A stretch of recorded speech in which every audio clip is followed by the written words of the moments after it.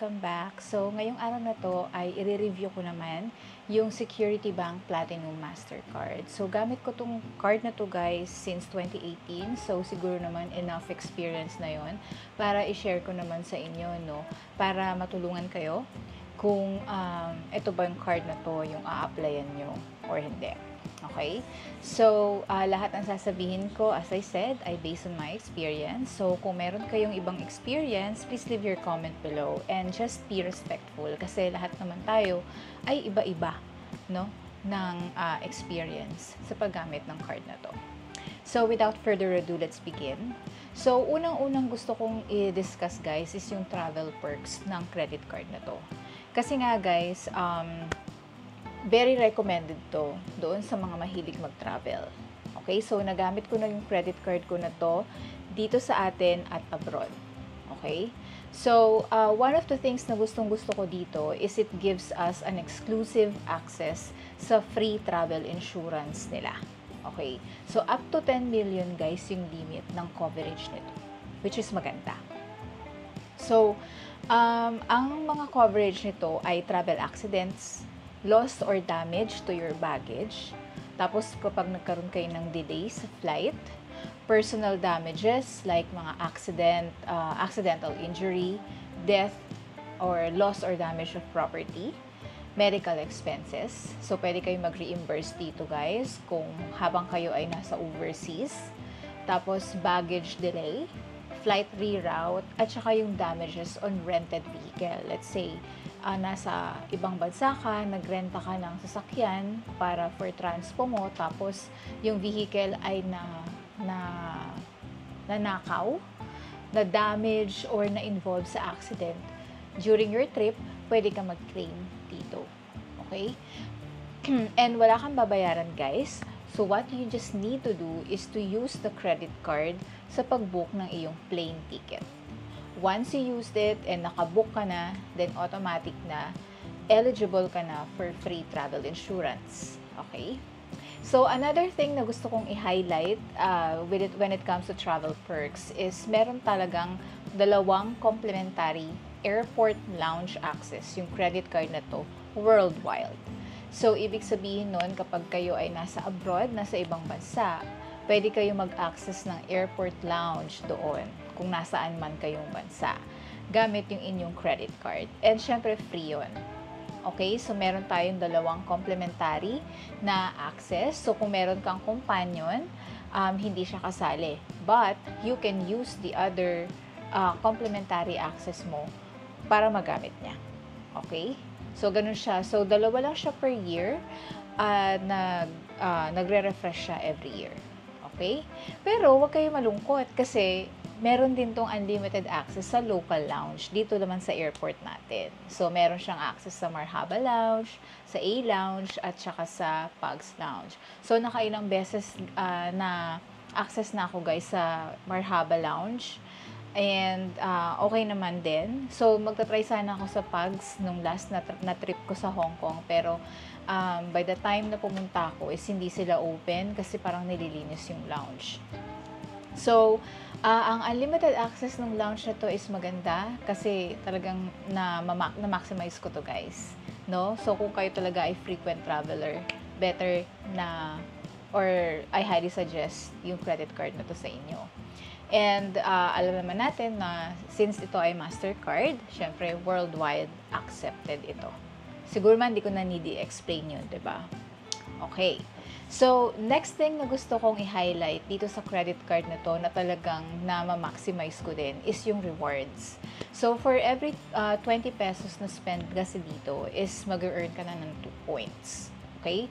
So, ilang beses na ako nakapag-redeem dito, guys. So, hindi ko naman inaabot yung talagang mataas na points, pero inaabot ko naman yung points na kung saan pwede ako mag-redeem ng electronic gift certificate for shopping. So, marami kasing categories, guys, yung para makapag-redeem ka ng rewards. So, pwedeng dining, shopping, travel, cash waiver, etc. So, ako ang pinipili ko dito, guys, yung shopping. And then, gusto ko kasi yung e-gift certificate ng Robinson Supermarket. Kasi, guys, malaking tulong siya. No? Nakakadagdag din siya doon sa budget ko for grocery. So, imagine, makapag-redeem ka lang at least 1,000 or 2,000 na EGC, malaking tulong na, 'di ba? So, yun, yung na palagi kong ginagawa pagdating sa rewards. And napakadali lang mag-redeem din ng rewards. Online mo lang din gagawin. So, very easy. And another thing, ito talaga, alam ko ay naabangan nyo to, yung cash advance facility ng credit card na to. Okay, so dalawang ways para makakuha tayo ng cash using our credit card. Okay, so unang-una is yung cash advance through ATM. So, ang kailangan lang dito is meron ka ng cash advance PIN na in-issue ng Security Bank para makapag-withdraw ka. Kung wala ka pa niyan, hindi mo pa magagamit yung cash advance to ATM. So, yung another option mo is i-convert mo yung credit limit mo into cash, yung available credit limit mo. Okay, so ito wala tong parang limit, as long as kung magkano pa yung available credit limit mo, kung yun yung gusto mong i-cash advance, pwede. Okay? So, ang tawag nila sa ganitong proseso, yung conversion ng credit limit into cash is Ready Cash. Guys, nakailang beses na ako mag-Ready Cash dito. And masasabi ko talaga na very convenient yung application nito at fast processing pa. Okay? So, hindi mo kasi kailangan tumawag dito eh. Pupunta ka lang sa website ni Security Bank, merong form na kailangan mong i-fill out for application. And then, kapag na-complete mo na lahat, you can just submit it online. Okay? And then, makaka-receive ka ng email acknowledgement na na-receive na nila yung application mo. And then, wait ka na lang ng within 7 to 10 banking days para maka-receive ka ng response kung na-approve ba or na-disapprove yung application mo. Pero guys, bihira yung na-disapprove, especially kung good naman yung standing ng inyong credit card. Okay?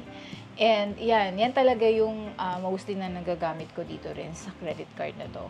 Nati-take advantage ko siya. Kasi, ang kagandahan pa guys, kung magka-cash advance kayo through ATM withdrawal, hindi agad nag-charge ng interest si Security Bank. So, pagdating ng statement mo, makikita mo lang doon yung amount na kinash advance mo at saka yung cash advance fee na 200 pesos per transaction. So, for example, nag-cash advance ka ng 40K, tapos 2 beses ka nag-withdraw, so, magkakaroon ka ng cash advance fee na total 400 pesos plus yung 40,000 na kinash advance mo. Yun lang yung magre-reflect sa statement mo. So, wala ka pang makikita any interest regarding sa cash advance mo. Unless meron kang existing na outstanding balance. Of course, may interest na yon. Pero, kung sa cash advance, wala pa yun. So, the only time na magkakaroon ka ng interest na i-charge ka ni Security Bank is sa next billing statement mo kapag hindi mo binayaran ng buo yung kinash advance mo. Dapat babayaran mo ng buo yung 40,400 na yun na in-example ko. So, kailangan babayaran nyo siya ng full, guys. Otherwise, sa next billing statement, meron na yun charge na interest. Okay? And another thing is, syempre, dahil platinum to, mataas talaga yung credit limit. Higher ang credit limit. So, nung time na sinend sa akin to ni Security Bank, the first time, 500,000 agad yung credit limit na binigay sa akin. So, kasi dahil platinum siya, guys, bibihira na less than 100,000 yung credit limit na ini-issue ng mga banks. So, usually 100,000 above yan. Okay? And, ang gustong-gusto ko pa dito is hindi ko na kailangan tumawag sa kanila para mag-request na i-increase nila yung credit limit ko.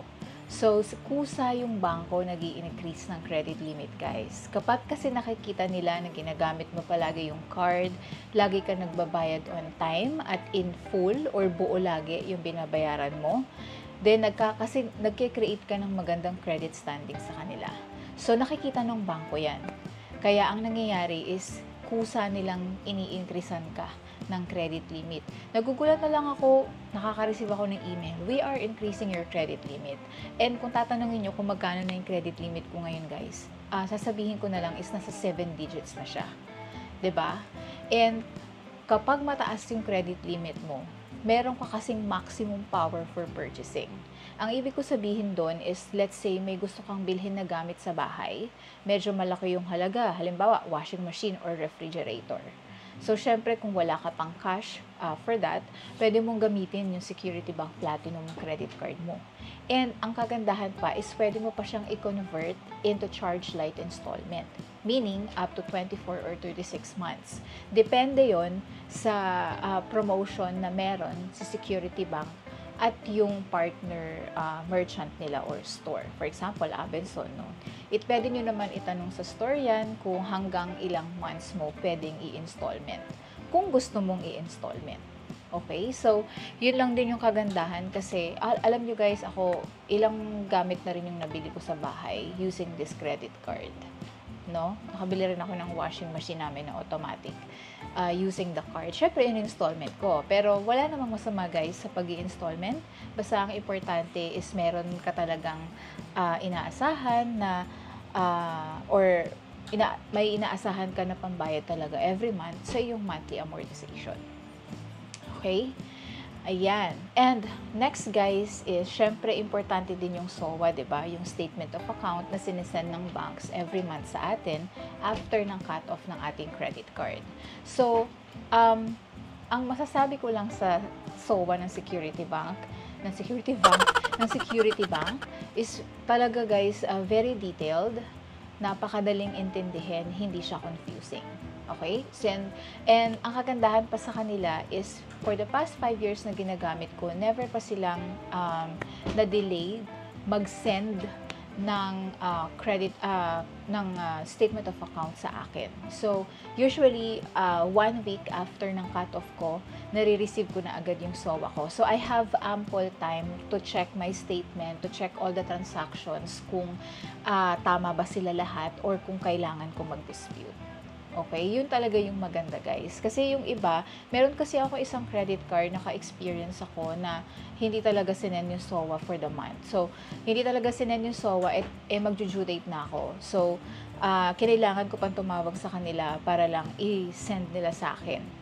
Okay? So, kay Security Bank, never ko na-experience yun. Talagang on time sila talaga lagi mag-send ng SOA. Which is dapat naman, di ba? Kasi para mabigyan ng pagkakataon yung mga cardholders na ma-check, kasi baka kailangan nila mag-dispute, no? Para ma-process mo na yung dispute bago ka magbayad. Okay. And then, next guys is yung mobile app.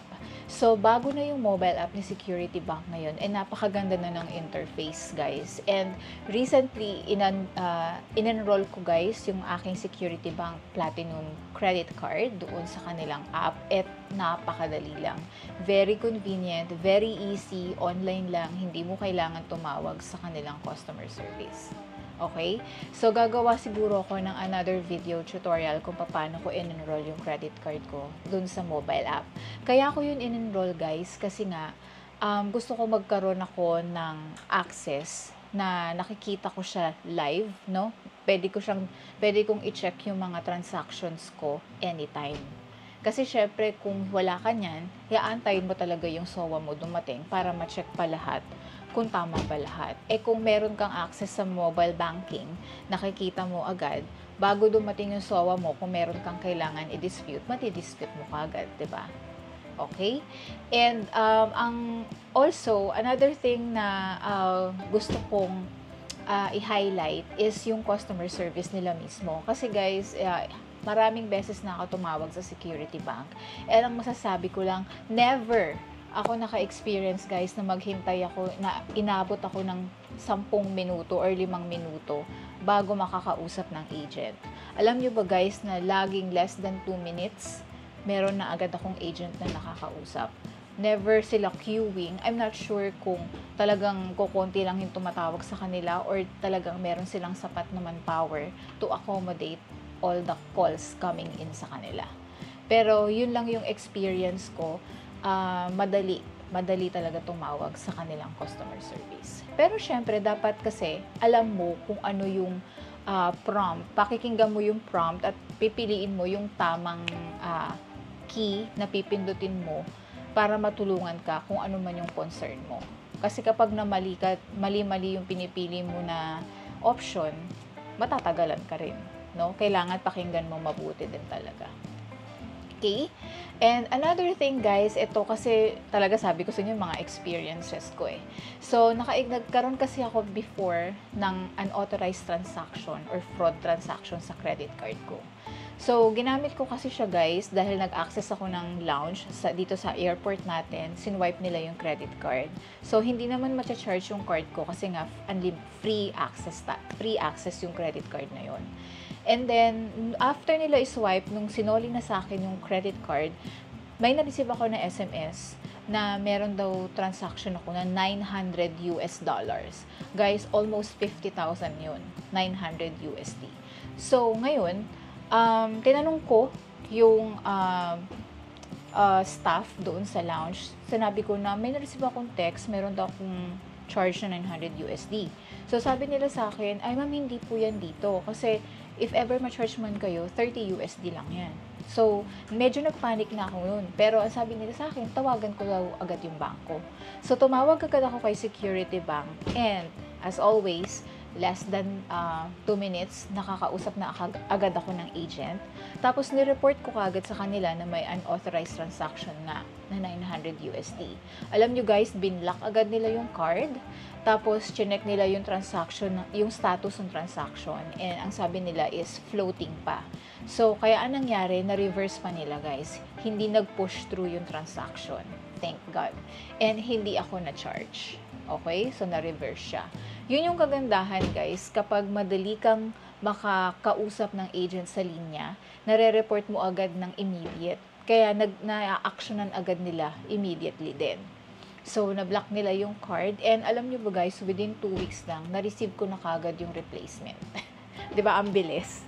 So, ganun ka bilis sila umaksyon sa mga ganyan. Basta, nare-report mo rin sa kanila kaagad. Okay? Okay. So punta naman tayo doon sa, cons. No? Masasabi kong cons. So, unang-una guys, dahil higher tier credit card to, platinum siya, meron siyang income requirement para doon sa mga gustong mag-apply, which is 780,000 gross income per year. Gross income, yun, per year. So, ngayon, nung nag-apply ako guys, hindi naman 780,000 yung aking gross income. Pero na-approve pa rin ako. Actually, dumaan lang yan sa parang FYP ko. Di ko ma-sure kung sa FB yun. Nag-apply lang ako online and unexpectedly na-approve ako. So, masasabi ko, huwag kayo masyadong mag-dwell dun sa income requirement. Kasi especially kung meron kayong existing credit card, tapos maganda naman yung credit standing nyo dun, try to apply pa din. Kasi baka bigyan kayo ng chance si Security Bank. Kagaya ko. Okay? So, another thing, since, again, higher tier siya, platinum, mataas yung yung annual fee niya. So, the annual fee is 4,000 per year. Actually, yung ibang card nga na platinum, nasa 5K above yung, yung annual fee eh. Pero ito, 4,000. Okay? So, when it comes to waiving annual fee, never ko pa na-experience na automatic waive yung annual fee ko. It's because meron kasi silang certain minimum spend per year na tinitingnan. So, kung hindi mo siya ma-meet, then definitely hindi nila i-automatic waive yung annual fee. So, ang nangyayari sa akin is every time na charge ako ng annual fee, tumatawag ako sa kanila to request for waiver. So, ngayon, magbibigay sila sa akin ng options. So, ang nangyayari niyan is lagi kong ginagamit yung bills assist option na binibigay nila. Kung saan, pwede kang mag-enroll ng iyong billing para automatic charge na siya sa credit card mo every month. That's nakalock yan for 24 months. So, ibig sabihin, sa 2 taon, hindi mo siya pwedeng patanggal.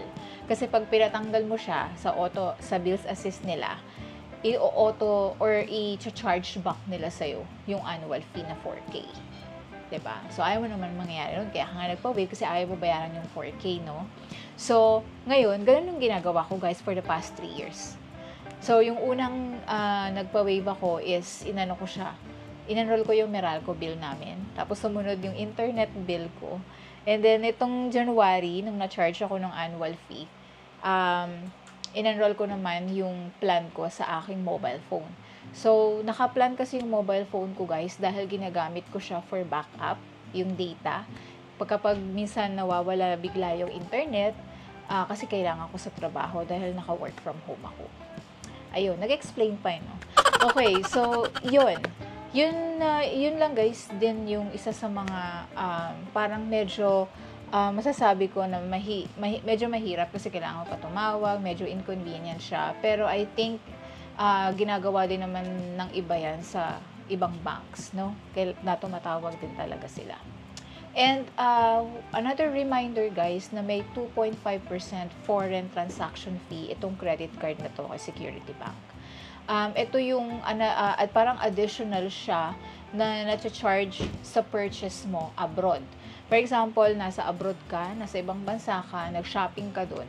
So, apart from the amount na shinaping mo, may additional charge yun, may patong yun na 2.5% foreign transaction fee. So, ako, guys, personally, hindi naman ako namimili ng malaking halaga pag ako ay nasa abroad. So, kaya hindi ko siya masyadong ramdam. So, usually, mga ginagamit ko lang kasi yun pambayad sa transpo, ganyan. At maliliit na halaga lang kung may binili man ako. So, hindi ko pa na-experience na nag-shopping galore talaga ako doon. Tapos, hindi ko masyadong na mararamdaman ko talaga yung foreign transaction fee. So, mayroong ibang bank na mababa yung foreign transaction fee, like si BPI, 1.8% lang ata sila. So, pero si Security Bank, guys, 2.5%. Medyo mababa pa to, guys, kasi yung iba nasa 3 up to 5% yung foreign transaction fee nila. Okay? So, that's it, guys. Medyo mahaba na yung video, pero yun talaga, guys, yung na-experience ko sa paggamit ng credit card na to. And naniniwala ko na malaking tulong to, guys, sa inyo, no? Especially dun sa mga nag-iisip pa lang kung a-applyan nyo ba to o hindi. Kasi nasabi ko naman sa inyo yung mga perks na na-enjoy ko dito sa credit card na to, and hopefully na ma-enjoy nyo din. Okay? So, kung meron pa kayong additional question, just leave your comment below. I will try to answer. And maraming salamat, guys, sa continued support at panonood ng video. And see you again on my next. Bye!